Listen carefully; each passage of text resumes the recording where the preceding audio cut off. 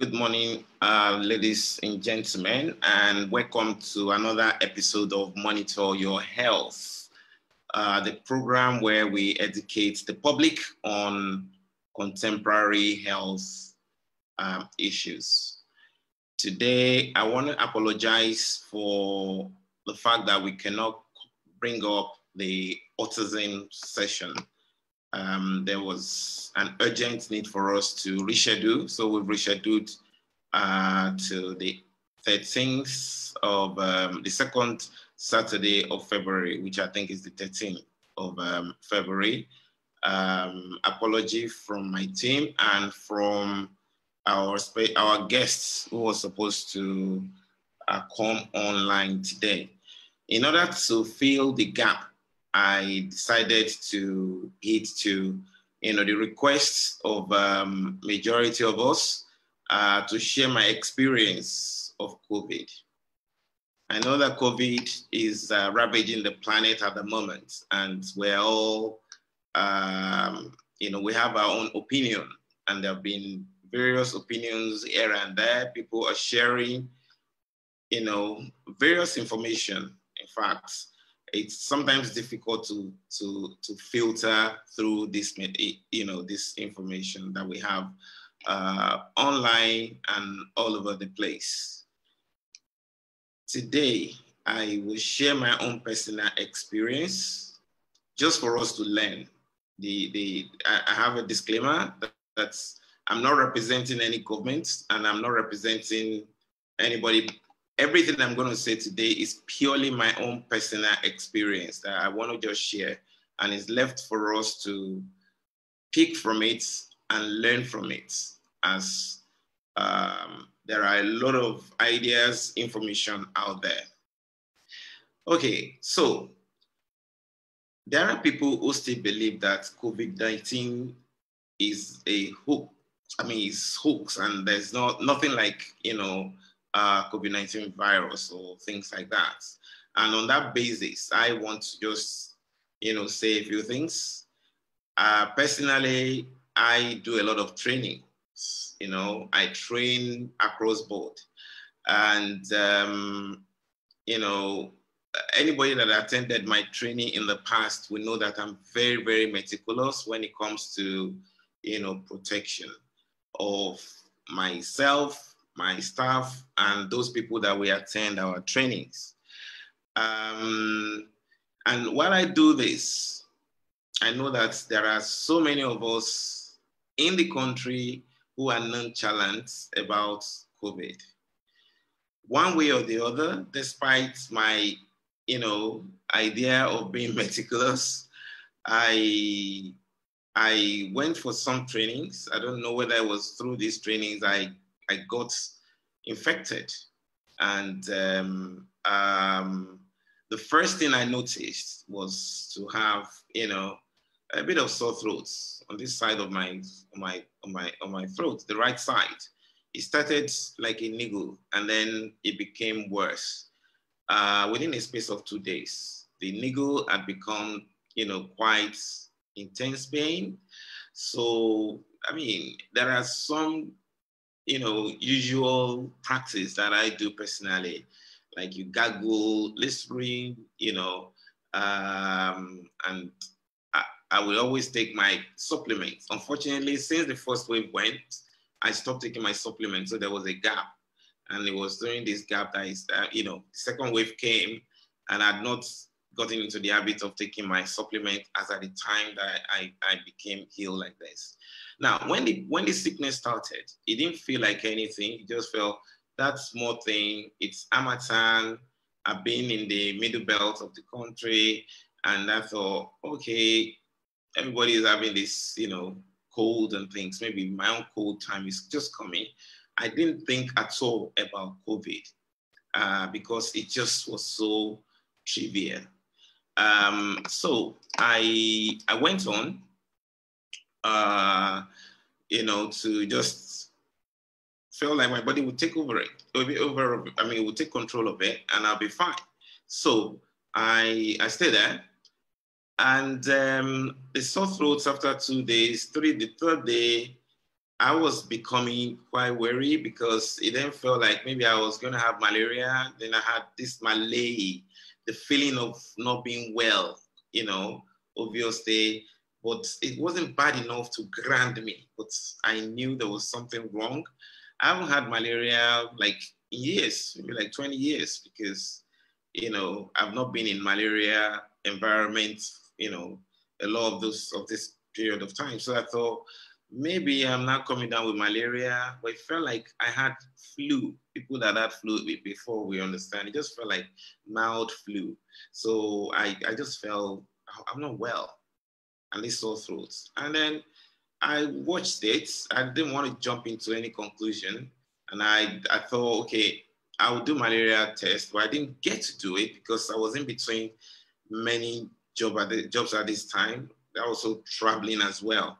So I came back home and it became worse. So the sore throat became body pain, and I started having body pain, terrible body pain. Oh gosh, I remember this pain from the top of my head to the soles of my feet.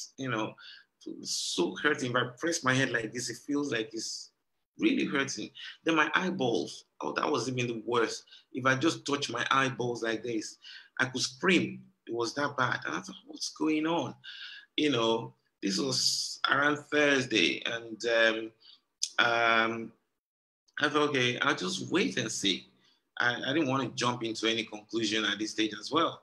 I felt like I had fever, but when I checked my temperature was normal. But it felt like, when you feel like you're boiling, temperature, but my temperature wasn't high. So I thought I checked my temperature, was fine. So that in a way, it just automatically would put my mind off maybe COVID, because I always believe, of course, about 80% of people that have COVID will probably have high temperature, but I didn't think COVID.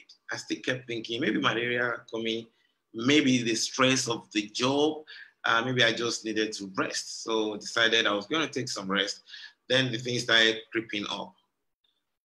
Boy, oh boy. At this stage, I started finding I couldn't eat. Then I had a bout of diarrhea. It just bad diarrhea, no pain. I was just rushed to the toilet, and I thought, what's going? You just feel like you want to go to the toilet, and then you had a burst. And then I kept going for like 2 days. I had this episode. And then on Friday evening was when the whole thing took, a very bad turn. And then I started having cough, terrible cough, and then shortness of breath. I couldn't breathe. It started slight, like, you just feel your chest getting tighter and difficulty in breathing. And at this time, I knew there was a problem. So I called a few of my friends who I knew could help. And they were like, oh gosh, you need to go and do a COVID test. But unfortunately, this was now Friday night. Saturday, Sunday, there's no how I can do the COVID test. I have to wait till Monday. And I thought, the way the whole thing I just nosed down. I thought, this isn't good at all. I couldn't breathe. It was like somebody sitting on my chest. If I take a deep breath, then I'll start coughing. I could not talk fully, one sentence on the phone. And, if people call me, I won't even pick my call. And that's the only people that I want to speak with, I will call. Important people, when they call and I pick, they're like, what's wrong with you? Then I had to start explaining again. And it was a very, very scary period. And this time, my chest was very tight. I couldn't breathe. I checked my saturation. It dropped to 87% on air. The normal should be like 95 and above, up to 100. I used to run 100 on my saturation. So when I realized this, I panicked a bit, and I thought I needed help. So I called colleagues, explained to them the fact that I couldn't go to test, and again, I couldn't drive. I didn't want to risk the life of any Uber guy, because I'm not sure whether I even had the COVID or whether it's something else. And again, there's that bit of me that just was thinking like, when I'm not even sure it's COVID? What if I go to an hospital or go and sit down with people who are already confirmed and then, maybe waiting for a test and things like that? There were so many things, just like every other person. I was having all these thoughts that I don't want to get infected during the process of looking for a place. And, of course, I didn't have the energy to drive. So it was a very, very scary position. So then a friend called, one of my friend who also works in centers, isolation centers and things, decided, look, if you can't get a COVID test done, your symptoms, yeah, that was it. I forgot this bit. That Saturday morning, I think it was Friday, Saturday morning, then my smell had gone and my taste had gone. So I wouldn't smell, but suddenly I could just have this horrible smell when nothing is smelling. So there was, 1 minute I couldn't smell anything, and then I walk, and then I'll be smelling something horrible. In my house, I'll enter the room I've just left, and I will be horrible. What is smelling in my house? Anyway, bottom line, then my taste, if I tasted anything that time, it would taste like salt. It was like they put salt in everything. Everything was just salty. And I thought, I don't understand this. Anyway, that time was when I then thought, yes, this is COVID, because that's a classical sign that you lose your sense of smell, sense of taste, and as well. So then to walk from my house is not a big house. I only go from my room to my sitting room and my kitchen. That's about my trip inside the house and my bathroom. Now to move from my room into my sitting room becomes like I was running like 200 meters. I'll be panting, and I will just get there, fall down, and sleep off. I slept during the day all through, and then during the night all through. It never happened to me. Sometimes, not that I struggle to sleep, I have so much to do that I only sleep about 5 hours, maybe 6 hours a day. Now I sleep all day, all night. And I thought, oh my God, something is really wrong with me. So, that went on. And then my friend decided, okay, I'm going to send you a prescription. Just get these things and start taking them. On Monday, go and do your test. And then I know one of my senior colleagues called me the morning. It was the morning of, I think it was morning of Friday, when I told him, he heard where I was, struggling. And he didn't tell me that, oh, you might have COVID. Have you heard about ivermectin? Go and get ivermectin and take. And I was like, ivermectin? Then I didn't take serious look at ivermectin until the time that he said this. So I decided I was going to have a look. So I read a bit about it. And then when I spoke with my friend, it was like he will research it. He researched, and then he sent me a prescription. So including ivermectin. And then at this time, I was really, really sick.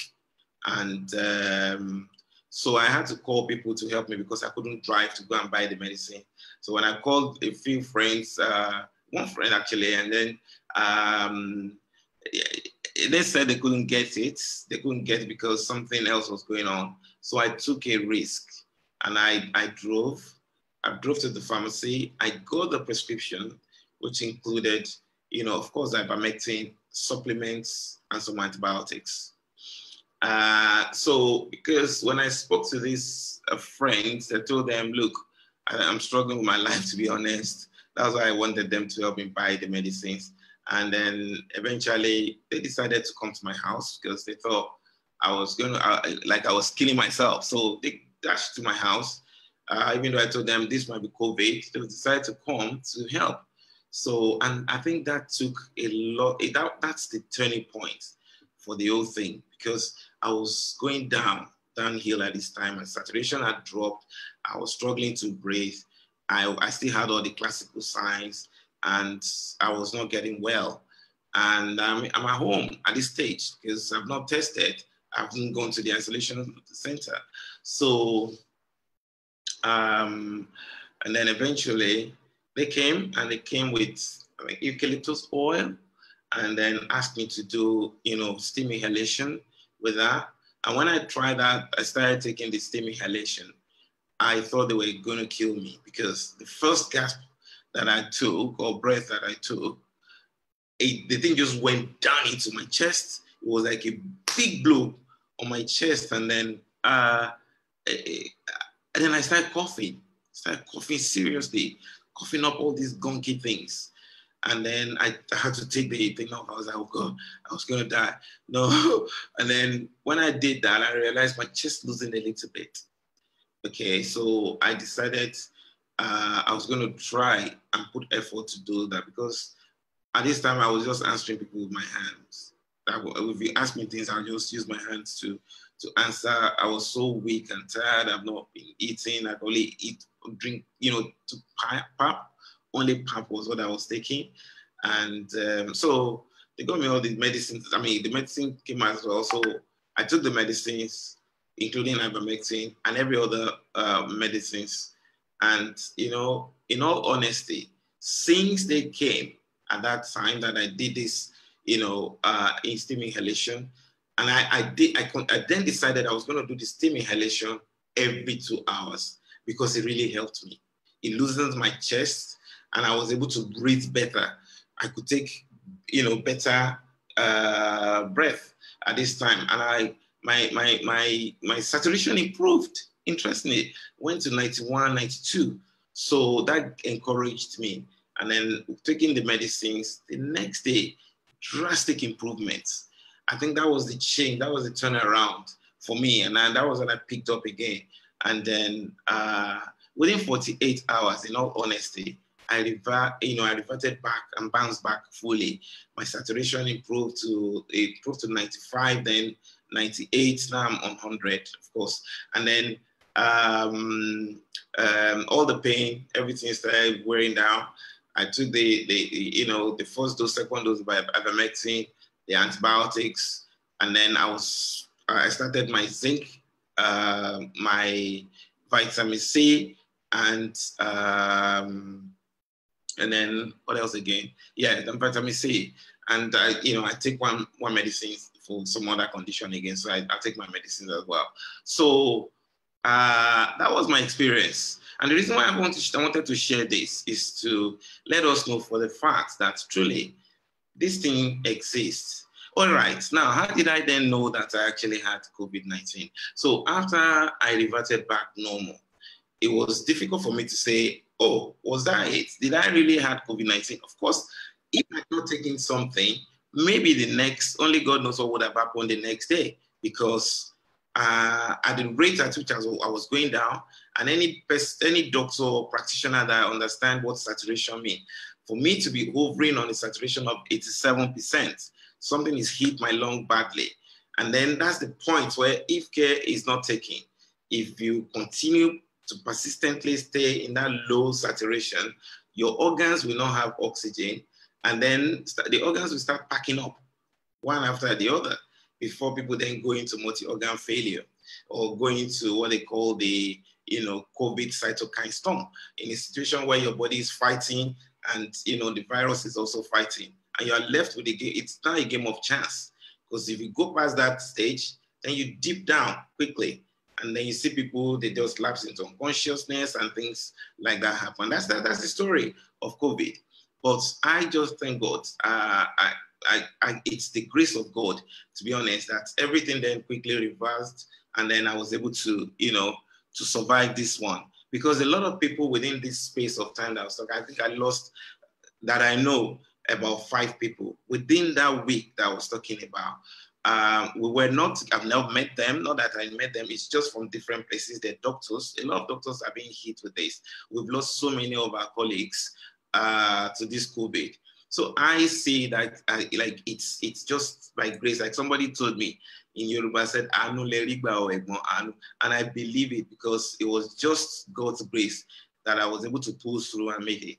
But my concern is the people who still believe that this disease does not exist. I do not know what to say, but I could just tell you that we need to take precautions. We do now. There's vaccines out there that we're hoping will help. Where if you follow the news, you see what's been happening in Europe now. France is just locked down again completely, refusing to get anybody out of EU to come into their territory. UK is still locked down. The Prime Minister still says that, they're not, there's no, till March now, there will be complete lockdown in the UK as well. And that's happened in other parts of the world. Look at what's going on in America. Australia is better. But we look at, other places. There's been a lot. Look at India. So a lot of people are dying, and people sit down there and say that COVID does not exist.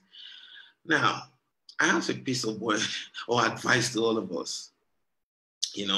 I feel that as an individual, we need to be very, very responsible for our own health and the health of people around us. Being responsible means that if for each and every one of us, we take sincere responsibility. The vaccine is here, but vaccine does not seem to be the solution to our problem as we're seeing it now. We're not sure whether the new strains that is coming will be sensitive to the vaccine. There's still a lot of research going on, but we're not sure. The only thing that we're sure about are the social distancing, the wear of our mask and wearing it properly, not the usual way that you see people do. Wear our mask, social distancing, wash our hands, do all those to prevent us from catching the disease. So also, if you're even going to catch it that way, if you social distance, you wear a mask, the amount of virus that will reach you will be minimal. Now, I'll now start saying this to people. Apart from wearing your mask, it's good to also protect your eye, because our eyes are also, we have mucous membranes there where this virus can also attach and cause issues. So we need a shield, especially when you're in a place where there are people gathered. The first, I think our advice is don't even go to anywhere where people gather. When there's a gathering, where there's a party, and this is where people pick it, and then they go and spread, or they get seriously infected. Look at the story of those professors who had, a common source, and a few of our professors just died. Okay, now when you do this, I think if you do this, you protect yourself by way of prevention. You prevent the infection happening to you. The other thing that we need to be doing is to also improve to boost our immune system. Obviously, zinc has been proven to be very, very important. Vitamin D, vitamin C. If you have not been on these things, please do them. They're all right. The other thing that I did during my period when I had this, when this thing hit me, was there's a ginger drink. People made loads of ginger drinks for me. That really helped me. I think it does. And I know that ginger is also rich in zinc as well. So there are all these things that you can do. All those, there are some herbal things. I'm not an herbalist and I don't know much about herbal, but this period I started learning a bit about it. But there are a lot of our own, traditional leaves that seems to contain a lot of these supplements, if you think the supplements are expensive. So things like ginger, people talk about garlic, and a few others. I don't have those details here. I can put them on my Instagram handle for you later, which is Dr. Femi Ogunremi. That's Dr. Femi Ogunremi on Instagram. So I could put them on Instagram. If you follow me there, you will see some of those things. I'll put them there before the end of today, God's willing. So now, if you improve your own immunity, try and take good rest. Drink plenty of water. That's another thing. I drank loads of water. Okay, drink plenty of water. Rest. Those will protect you one way or the other. Okay, now in cases where people then fall ill, when you fall ill, I realize I do a lot of trainings around infection prevention and control for organization and how to interact, safely with COVID. We do this for, industries, organizations. And then one thing that I always tell them is, if anybody is ill in an organization, if you feel like the way I felt when it started, you felt like it might be malaria. This time, common things occur commonly. A lot of people think they have malaria, but it's not malaria. You understand? So you stay at home. Don't go don't go to work or go to places where you can also share this. A lot of us are going to gatherings, we go to churches, mosques, and things. It's okay, but we need to remember that there are people we're going to meet. If you are unwell, don't go to this gathering. If you feel unwell, don't go there, because then you become a pot. It's kind of a source where this infection will spread to loads of people, if it is. And a lot of us are carrying this thing, and we're just carrying it, not knowing. You understand? A lot of people they harbor the virus, but they're not particularly sick. But when you talk, when you cough, when you sneeze, you can spread them. That's why all this idea of sneezing on your elbow, if you use the tissue, you catch it and then bin it and kill it. You do all those things by killing by washing your hand and all that. You need to put all these things, in practice just to protect others. You might have it and it's mild, especially younger age group. Even though this particular virus, the variant now that is coming, seems to be attacking our younger age group, 50 years, before we thought it would be like 65 years and above, but 50 years and above are being hit now, and then they're having devastating effects. So you might carry it and you do not elicit serious symptoms, but you can give it to somebody else, and that person might even die from it. If you consider that, it could be your relative, it could be your parent, it could be your brother, your sisters. But if you protect yourself that way, then you protect others as well. Okay? So I've talked about preventing it happening to us by doing all the necessary things, including, our cleaning method. When people come in your house, or try and clean the door handles, the switches, and all these things. Just clean them to make it, safe. So you prevent yourself from having the virus. And then it boosts your own immunity by way of eating healthy, taking your supplements, drinking, resting, and all this business. Okay. And then when you're ill, okay, if it's a mild illness, stay at home, isolate yourself, see how things go. Okay. And then don't return back to work unless you test and you test negative. Because if you test positive, then you will go and spread this thing. I've not told you how I found out that I was positive.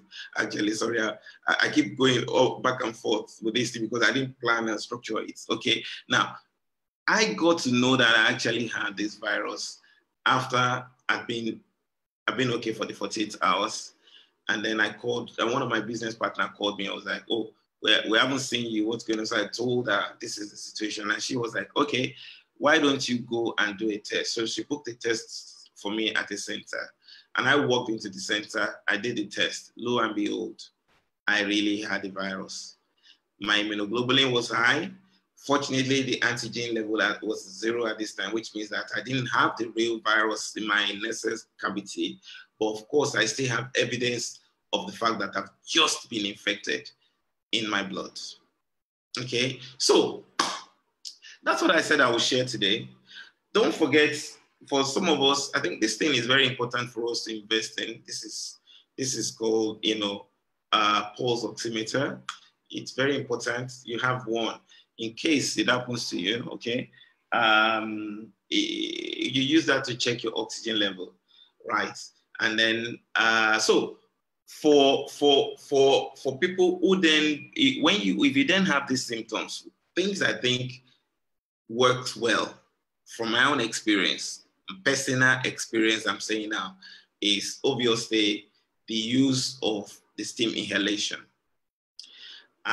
Steam inhalation has been said to be very, very effective because if you people talk about drink tea, I drink coffee, I drink this. It's okay to drink all those hot things, but you can't permeate. You can't heat up your oral cavity enough that the temperature will be high to affect the virus unless you do inhalation. When you do inhalation, you cover yourself. It's been said that you can actually increase the temperature of that area to about 75 degrees.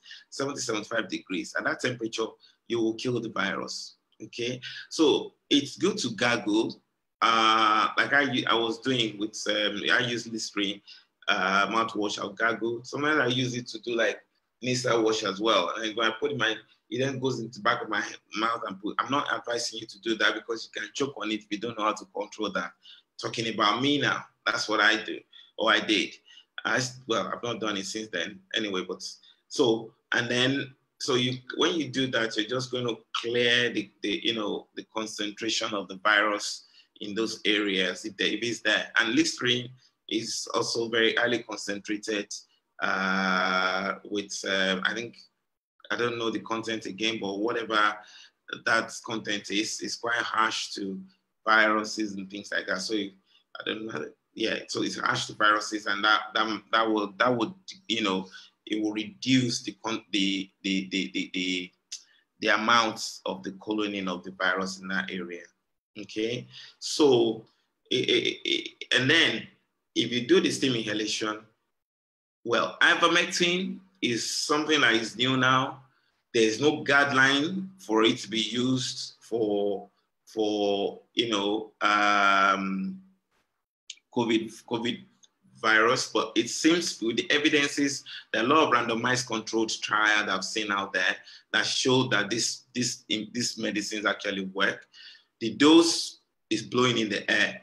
People use, I mean, of course, it's got a particular dose range, which is, I think, 0.2 milligrams per kilogram. That's the normal one that we use it. And it's used, that's what we use for killing the parasite that we use it for, which is onchocerca parasites, the one that causes the river blindness.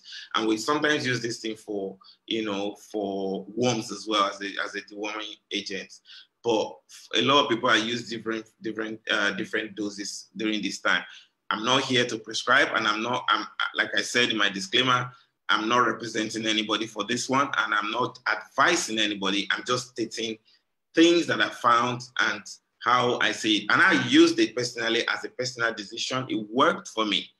It seems to work for me in combination with a supplement and the steam inhalation, because within 48 hours, everything turned around positive to my side. Okay, so that's my story.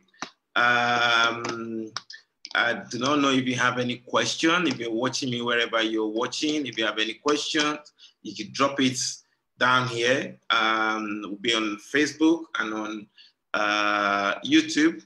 And I will be happy to answer your question as appropriate. Thank you so much. I'm so sorry again that we couldn't do autism today, but like I said, definitely we're going to have the autism session on the 13th. And then you'll be able to ask all your questions around that when we get there. Right, let me see whether there's any comments for me to answer on monitor healthcare. Sorry, right, there we go. So, okay, so fine, there's no question, and thank you for listening to me, and I hope that you learn from this. Please, if you feel unwell, if you feel unwell badly, don't stay at home. Get somewhere to screen. Get to speak to a health practitioner. It's so sad that we're losing so many people to this monster, but I believe that one way or the other, we will get to the end of this hoop, and then life will continue as usual again. I'm keen for us to get to that stage because it's been a very long time. Thank you so much. Enjoy your weekend and stay blessed. All right. Thank you.